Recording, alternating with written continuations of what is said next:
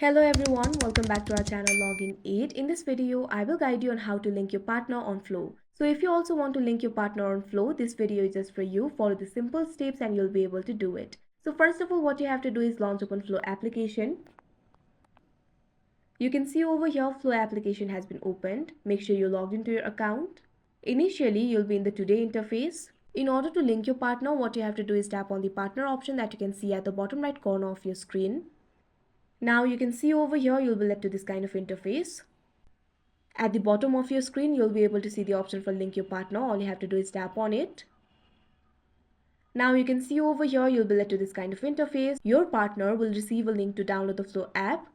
He will then use the code to pair your profiles. You can see the code over here. Now tap on the option send pairing code. Now you can see over here this kind of interface will open up. You've invited your partner. After that, he will have to use this code to pair your profiles. Then you both can use Flow for partners. So that is how you link your partner on Flow. I hope you found this video helpful. Thank you for watching. Make sure to like, share and subscribe to our channel.